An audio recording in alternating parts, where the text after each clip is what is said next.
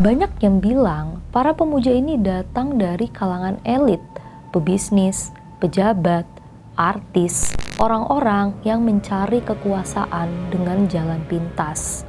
Mereka menukar sesuatu yang suci demi harta, tahta, dan pengaruh. Salah satu lokasi paling terkenal ada di Jakarta Barat. Tenang, ini cuma pertemuan biasa. Jangan takut. "Kenapa aku di sini?" Raka berteriak, tapi tidak ada yang menjawab. Tepat di depan Raka, "Jiwanya milik kita," bisik seseorang di belakang. "Kau milikku." Raka mencoba berpindah rumah, mencari pertolongan dari berbagai pemuka agama. Penyembah setan. Inilah Taka, pesan tak kasat mata. Dan bersama gue, Andini, cuma di sini bayangan tak mau pergi.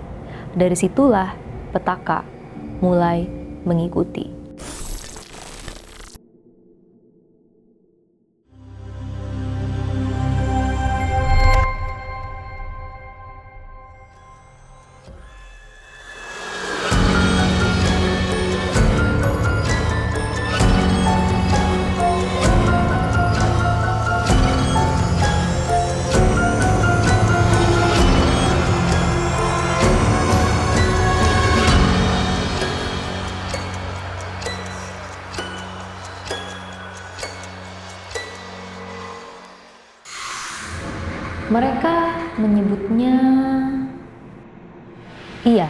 Mereka menyebutnya gereja setan. Bukan sekedar mitos, bukan hanya gosip. Sebuah tempat ibadah yang dibalikan fungsinya, bukan untuk memuja Tuhan, melainkan untuk berlutut pada kegelapan, pada sesuatu yang tak pernah ingin disebutkan namanya. Bangunannya berdiri di pinggiran kota, sebuah gereja tua peninggalan Belanda. Dari luar, ia tampak sepi. Catnya terkelupas, kaca jendelanya pecah, dan rumput liar tumbuh seperti tak pernah terurus. Tapi anehnya, setiap tengah malam ada cahaya samar yang memancar dari dalam, seperti lilin redup bergoyang, seolah sedang ada yang ibadah. Orang-orang bilang di dalamnya sering terdengar suara lantunan doa, tapi bukan doa yang biasa. Suaranya aneh, panjang, dengan bahasa yang tidak bisa dimengerti. Dan konon, siapapun yang masuk ke dalam akan membawa pulang sesuatu. Bukan oleh-oleh, bukan kenangan, tapi kutukan. Jakarta, kota yang tak pernah tidur. Jalan-jalan sibuk, gedung-gedung tinggi, lampu-lampu neon, dan keramaian yang tidak pernah padam. Namun, di balik hingar-bingar metropolis itu, terselip cerita kelam yang jarang dibicarakan secara terbuka. Cerita tentang gereja setan. Bukan sekedar mitos, bukan hanya kabar burung. Sudah sejak lama orang-orang percaya bahwa di beberapa titik tersembunyi di Jakarta ada bangunan yang digunakan sebagai pusat pemujaan setan. Bentuknya tidak selalu berupa gereja klasik dengan menara menjulang. Ada yang berkamuflase sebagai gudang, rumah tua, atau villa mewah yang tampak kosong, tapi di dalamnya ritual dilakukan. Simbol terbalik, lilin hitam, lingkaran darah, bahkan pengorbanan. Banyak yang bilang para pemuja ini datang dari kalangan elit, pebisnis, pejabat, artis, orang-orang yang mencari kekuasaan dengan jalan pintas.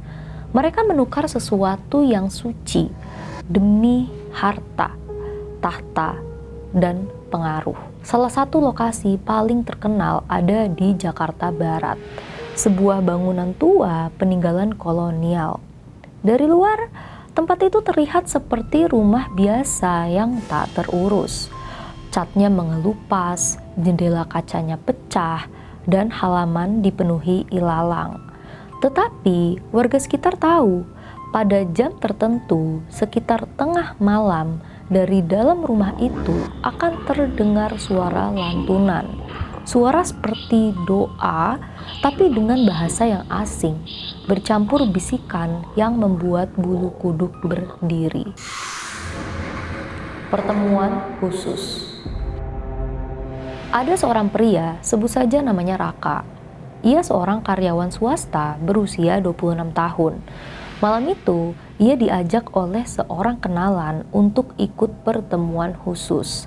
Katanya, sebuah acara eksklusif, hanya untuk orang terpilih. Raka sempat menolak, tapi kenalan itu terus meyakinkannya bahwa ini adalah jalan untuk membuka peluang besar dalam hidup. Awalnya, Raka mengira ini semacam seminar motivasi, tapi ia mulai curiga ketika mobil yang menjemputnya berhenti di depan rumah tua di daerah Jakarta. Rumah yang kabarnya dikenal warga sebagai salah satu lokasi gereja setan.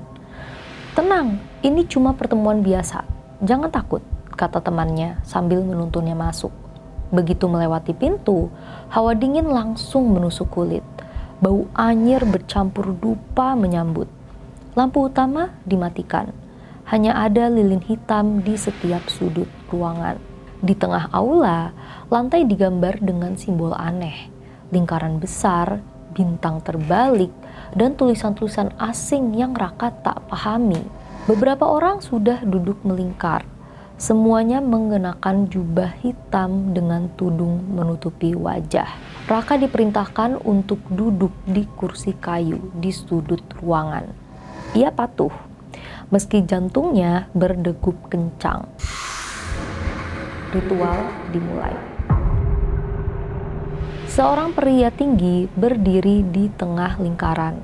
Suaranya berat, dalam, dan bergema. Ia mulai melantunkan mantra dengan bahasa asing. Lilin-lilin berkobar semakin tinggi, seolah ada angin yang berhembus dari arah yang tak terlihat. Seorang wanita bergaun hitam maju membawa mangkuk besar berisi cairan merah. Raka menatap lekat dan hampir muntah saat menyadari itu adalah darah. Semua orang meneteskan darah dari jari mereka, mencampurkannya ke dalam mangkuk itu. Mereka lalu menyayat kulit sendiri dengan pisau tipis sambil tetap melantunkan mantra. Raka ingin pergi, tubuhnya gemetar. Tapi saat ia mencoba berdiri, tangannya terasa berat, seolah ada yang menekan. Pria tinggi itu tiba-tiba menoleh ke arahnya.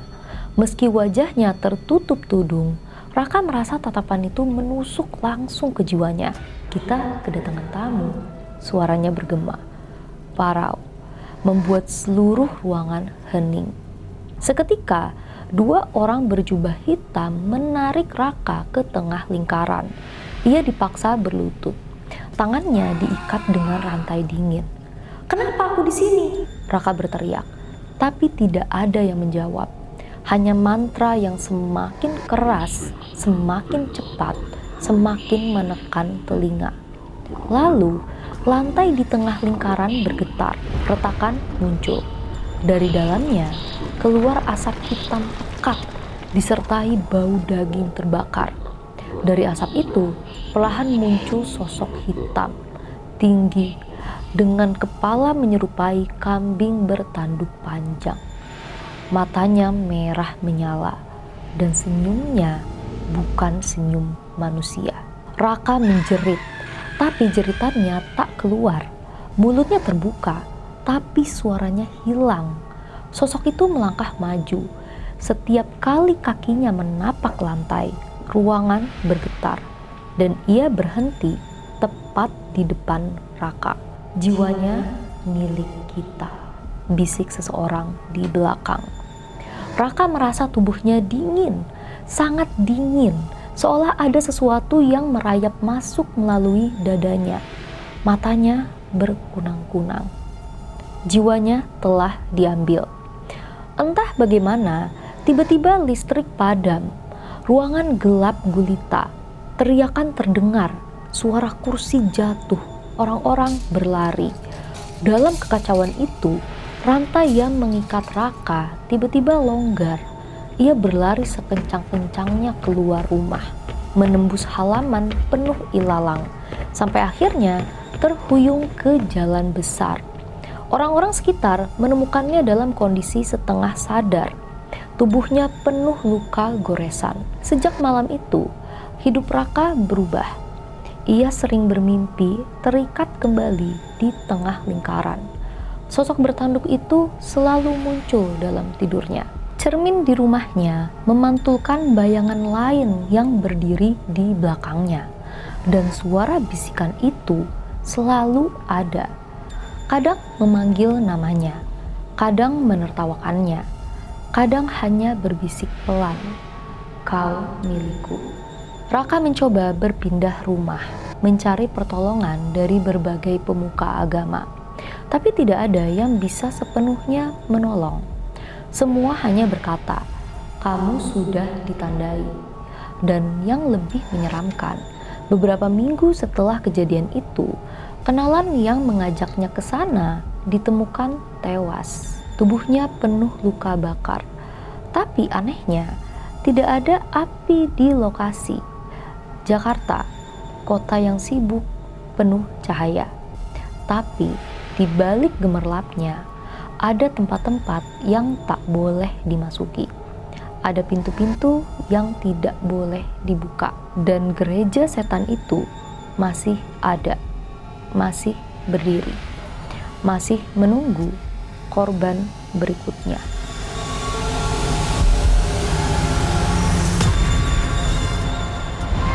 Gereja seharusnya menjadi tempat untuk menyembah kebaikan, tapi tak ada yang lebih menyesatkan selain ketika nama yang suci dipakai untuk memanggil kegelapan. Di sini, doa bukan untuk meminta keselamatan, melainkan untuk menjual jiwa. Pertanyaannya, berapa banyak orang di sekitar kita yang sudah masuk ke dalamnya, tapi kita tak pernah tahu.